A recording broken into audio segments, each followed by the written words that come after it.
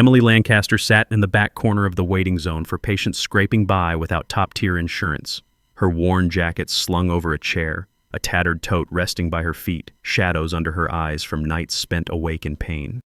A nurse strolling past shot her a look and murmured to a coworker, another one just sitting here expecting miracles. A doctor, his voice booming across the sterile space, called out, "She's got months to wait. No cash, no bed." Nobody suspected that this unassuming woman was married to the billionaire who'd built the region's biggest healthcare empire. At 39, Emily carried a quiet grace, her face bare of cosmetics, her hair pulled into a loose twist, strands escaping to frame her cheeks. The waiting zone buzzed with weary voices, chairs creaking under tired bodies, papers rustling in hands clutching faint hope. Her jeans faded at the seams and scuffed sneakers marked her as someone the staff could overlook. She didn't demand attention, didn't raise her voice, but the dismissal stung. A woman in a sleek coat waiting for her slot leaned toward her partner and hissed, "Why do they let people like her take up space?" Emily's hand stilled on her tote, but her expression stayed serene. She rose, guiding an old man with a cane to her seat, her tone gentle as she steadied his arm. The man's face softened, but the sleek-coated woman scoffed, turning away. This corner of the medical facility was a world apart where those with basic or no coverage languished while wealthier patients sailed through. Emily had been showing up for 3 months, her surgery a distant promise, her discomfort a silent companion. At the registration desk, a clerk with a shiny badge eyed her up and down as she asked about her status. "No fancy plan." "You're in for a long haul, sweetheart," the clerk said, her words sharp. A businessman nearby, his suit crisp, chuckled.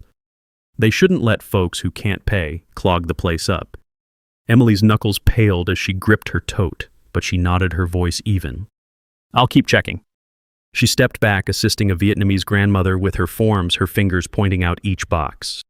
The grandmother's eyes shone with thanks, but the clerk's smirk lingered a barb in the air. As Emily returned to her seat, a group of patients waiting nearby began whispering, their voices loud enough to carry. A man in a tailored vest, his watch glinting, pointed at her tattered tote.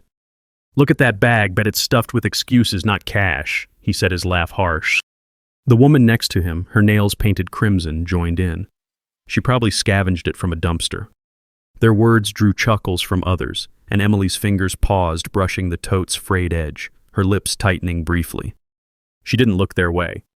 Instead, she knelt to pick up a dropped pacifier for a young mother struggling with her infant, handing it back with a soft, "Here you go." The mother's eyes softened, but the tailored vest's laughter rang out, the crimson nails cackle. A fresh wound, the air thick with their scorn. Emily's presence was a quiet anchor, her actions small but steady. She didn't push for special treatment, didn't snap at the jabs, but the cruelty landed hard, visible in the way her hand paused or her lips tightened. A young father wrestling with a fussy baby dropped his keys, and Emily scooped them up, handing them back with a soft, "You got this." The father's shoulders relaxed, but a man in a flashy tie muttered, "She's just loitering, wasting everyone's day." Emily's gaze flickered, but she didn't turn.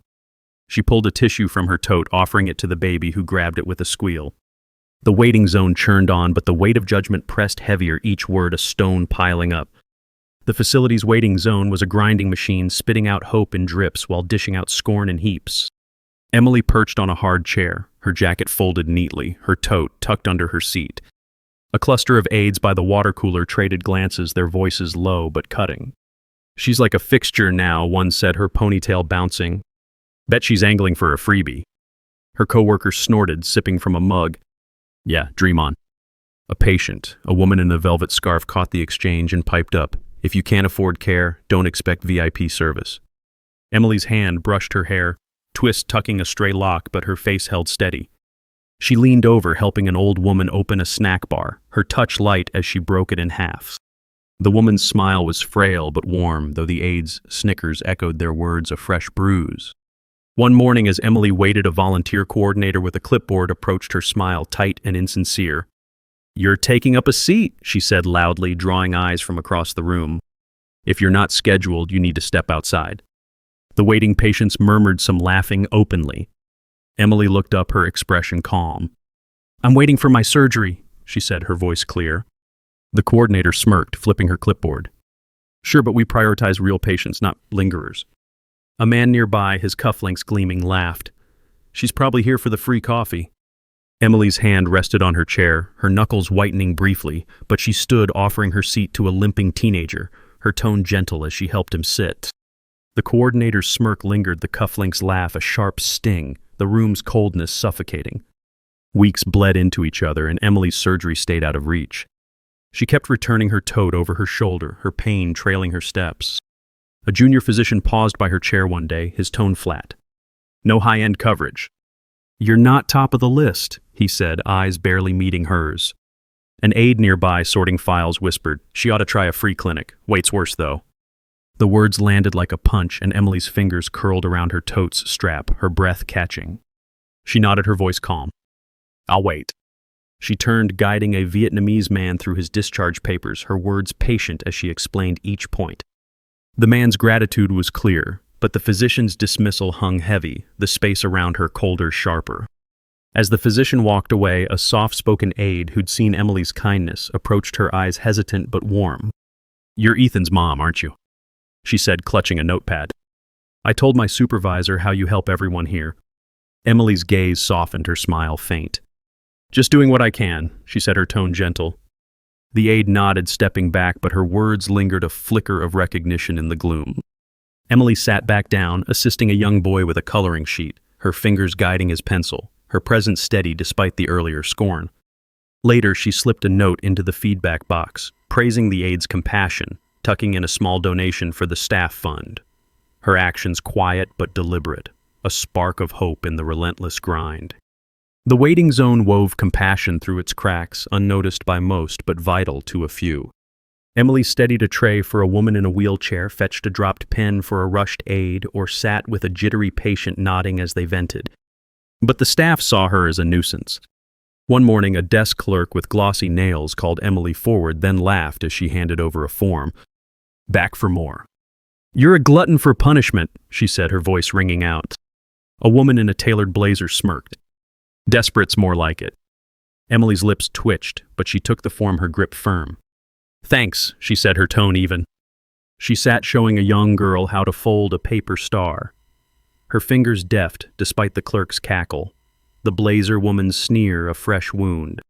The space was a crucible forging exhaustion from delays. Emily sat by a scuffed wall, her tote on her lap, complaints filling the air. A group of patients griped about wait times, their voices jagged. One, a man in a leather coat, jabbed a finger her way. "She's why we're stuck," he said, his tone venomous. "No coverage, no cash, just hogging chairs." A woman with gold hoops nodded, her voice harsh. "Find a charity ward or something." Emily's hand stilled on her tote, her knuckles paling. She rose, helping a Vietnamese teen adjust his crutches, her voice soft as she steadied him. The teen's smile was shy, but the leather coat's accusation lingered, the space shrinking the scorn. A heavy fog. During a busy afternoon, a ward supervisor stood at the front of the waiting area, reading out appointment updates to a restless crowd. She paused, her eyes landing on Emily, and her voice turned sharp. "Some people keep showing up thinking they'll jump the line," she said, pointing her pen at Emily. "This isn't a free ride." The crowd snickered, some clapping mockingly. Emily's fingers brushed her hair, twist her lips pressing together, but she didn't flinch. She stood helping an elderly woman with a walker navigate to a water fountain, her tone gentle as she held her arm. The supervisor's words drew more laughs, the crowd's jeers a fresh blow, the air thick with contempt. A young patient nearby, watching Emily, whispered to his mother, "She's nicer than them." His voice low but clear, causing the supervisor to falter, her pen shaking slightly as she moved on. Her endurance was a quiet fire burning through months of neglect. She stood at the front desk one day, her hair twist fraying her jacket, damp from rain. An aide with a clipped tone scanned her file and sighed. "No premium plan." "You're not getting in soon," she said, her eyes flicking away. A patient in line, a woman in a silk shirt, muttered, "She's slowing everyone down." Emily's fingers brushed the desk, her hand trembling faintly. "I'll check back," she said, her voice unwavering though her eyes held weariness. She stepped aside, assisting a Vietnamese mother with her son's forms, her tone patient as she translated. The mother's gratitude was warm, but the aide's sigh followed her, the silk shirt's words a fresh cut. The corridors stretched on a labyrinth of sterile walls and blinking monitors. Emily waited one afternoon, her tote at her feet, when a physician in a rush knocked over her papers, a small drawing from her son fluttering out. "Move your stuff," he barked, striding past. An aide picked up the drawing, grinning cruelly. "Sweet picture. Too bad she's stuck in the slow lane." Patients chuckled, their laughter a blade. Emily's hand froze as she reached for the drawing, her breath hitching. She took it, her touch light, sliding it into her tote. "Thank you," she said, her voice steady, cutting through their mirths. She knelt, adjusting a blanket for an old man in a wheelchair. Her hands calm, though the aide's grin lingered, the room's coldness, a suffocating shroud. In the crowded waiting area, a patient advocate organizing a support group stood up to assign seats, her voice loud and commanding. She pointed at Emily, her smile mocking. "You back row, you're not here to contribute, just to sit," she said, drawing laughs from the group. "We need space for people who actually matter." The patient snickered, some whispering loudly. "She's just a freeloader." Emily's hand rested on her chair, her knuckles paling, but her face stayed composed. She stood, offering her seat to a pregnant woman struggling to stand, her tone soft as she helped her settle. The advocate's words sparked more laughter. The group's whispers a fresh wound, the air heavy with their disdain. A quiet nurse observing from the side approached Emily, later, her voice low. "I saw what you did," she said, her eyes warm. "You're more than they think." Emily nodded, her smile faint, but kept assisting others, her actions a silent rebuke.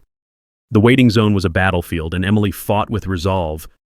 She sat near a flickering light, her jacket draped over her chair, when a group of aides by the desk traded jabs, their voices loud. "She's like a stray cat, always here," one said, her badge flashing.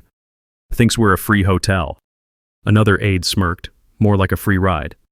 A patient, a woman in a cashmere wrap, joined in. "She shouldn't expect handouts if she can't pay." Emily's fingers brushed her hair, smoothing a strand, but her expression stayed composed. She stood helping a young girl with a sling untangle her earbuds, her voice gentle as she asked about her school. The girl's grin was bright, but the aide's snickers rang out the cashmere wrap's words, a fresh scar. Her pain deepened, her nights sleepless, her body weakening. She stood at the desk one day, her hair twist loose, her jacket damp from a storm. An aide with a bored look scanned her file and shrugged. "No high-end plan." "You're months out, maybe more," she said, turning away. A patient behind her, a man in a wool coat, muttered, "She's blocking the line." Emily's fingers brushed her form, her hand shaking faintly. "I'll keep coming," she said, her voice firm, though her eyes betrayed exhaustion. She stepped back, assisting a Vietnamese grandfather with his appointment card, her tone patient, as she translated. The grandfather's smile was warm, but the aide's shrug lingered, the wool coat's words a fresh wound. One evening, as Emily sat translating for a Vietnamese family, a senior nurse overseeing the ward's schedule walked by, her clipboard raised. "You're still here," she said, her voice dripping with disdain, loud enough for the room to hear. "You're clogging up our system, taking time from patients who can pay." The waiting patients laughed, some pointing at Emily, their voices cruel. "Go beg somewhere else," a woman in a fur shawl called out. Emily's hand paused on the family's form, her pen trembling, but she didn't look up. She continued translating, her voice steady, guiding the family through each line. The nurse's words drew more jeers, the fur shawl's taunt, a fresh blow, the room's coldness crushing. A young boy nearby, watching Emily, slipped her a small drawing of a flower, whispering, "You're nice." Emily tucked it into her tote, her smile faint, the boy's kindness, a quiet spark in the darkness. Her body betrayed her, a fever surging, landing her in a cramped ward, her tote beside her bed. A physician stood over her, his tone harsh. "If a critical case comes in, she's out," he said to an aide, his voice carrying. A patient nearby, a woman with a gold necklace, sneered, "No money, no priority." Emily's hand rested on her tote, her fingers trembling from the heat. She turned to a young girl in the next bed, offering a tissue, her voice faint. "You okay, sweetheart?" The girl nodded, but the physician's words hung heavy, the ward's coldness a vice around her chest. The fever burned hotter, Emily's vision blurring, her breath shallow.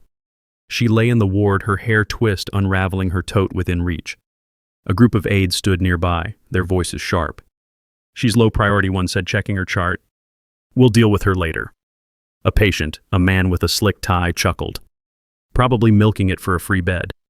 Emily's fingers twitched, her lips parting, but no sound came. She reached for a water cup, offering it to an old woman coughing nearby, her hand shaking. "Need this?" she asked, her voice barely audible. The woman's eyes were grateful, but the aide's words echoed the slick tie's chuckle, a fresh wound. During a ward round session, a head physician addressing the staff stopped by Emily's bed, his voice booming to impress his team. "This one's a charity case," he said, gesturing at her with a sneer. "Don't waste resources on someone who can't contribute." The patients nearby laughed, one woman in a pearl brooch calling out, "She's just leeching off the system." Emily's hand trembled on her blanket, her lips silent but her eyes flickered with pain. She leaned over, adjusting a pillow for an elderly man struggling to sit up, her touch gentle, despite her fever. The physician's words sparked more laughter. The pearl brooch's taunt a fresh scar, the ward's cruelty suffocating. A quiet janitor mopping nearby paused, leaning toward a colleague. "That's the lady who funded our new clinic wing," he whispered, his colleague's eyes widening, unnoticed by the jeering crowd. Her world narrowed to pain, her consciousness fading. She lay still, her tote at her side, her breathing uneven. A physician, his tone clipped, stood over her, his chart in hand. "She's not urgent," he said to an aide. "Paying patients come first." A patient nearby, a woman with a ruby ring, muttered, "She's just dragging this out." Emily's hand trembled, her fingers brushing her tote, her lips silent. She squeezed a young boy's hand in the next bed, offering a small toy from her tote. "For you," she whispered, her smile faint. The boy grinned, but the physician's words lingered, the ward's cruelty, a suffocating fog. The new director arrived at dawn, his suit sharp, his expression grave. He moved through the wards on an unannounced inspection, his team trailing their notepads untouched. He paused at Emily's bed, his gaze locking on her pale face, her uneven breaths, her tote by her side. The ward hushed, aides freezing, patients watching. His jaw tightened, and he turned to the lead physician, his voice low, commanding. "Get her to the top care suite." "Immediately." The physician's face drained, his hands fumbling, but he nodded, rushing to obey. Aides exchanged wide-eyed looks, their earlier dismissals a bitter echo. The director stood firm, his hand on the bed rail, his authority, a quiet storm. The care suite's doors swung open. Emily wheeled in, her tote carried by a shaken aide. The director followed his steps, measured, his face stern. The lead physician, his voice trembling, asked, "Why her, sir?" The director's eyes stayed on Emily, his tone cutting. "You have no idea who she is." The ward erupted in whispers, aides and patients leaning in their faces ashen. Emily was the spouse of the billionaire who'd founded the region's vast healthcare system, whose charity funded countless salaries who'd endured their neglect to test their ethics. The aide who'd mocked her bed space dropped her pen, her hands shaking. The ruby-ringed woman turned away, her face burning. In the care suite, as Emily's fever began to break, a ward clerk who'd seen her kindness approached, her hands clutching a folder. "You're the one who saved our pediatric unit," she said, her voice trembling, holding out a thank-you note signed by dozens of staff. The room hushed, patients and aides watching, their faces pale. Emily's fingers brushed the note, her smile faint, and she handed it back. "It's for the kids," she said, her tone soft. The clerk nodded, stepping back, her eyes shining. The woman with the pearl brooch, overhearing, fumbled her purse, its contents spilling her earlier scorn, now a bitter memory, the air thick with awe. The facility's response was immediate, almost frantic. The director convened an urgent meeting, his voice unwavering. "Equal care for every patient, no exceptions," he declared, his gaze sweeping the room. The board held a press conference, their expressions solemn, announcing reforms, no bias triage suspensions for unethical staff, equal access for all. Headlines blazed, from waiting room to boardroom, the woman who transformed healthcare. Emily received unmatched treatment, her strength creeping back.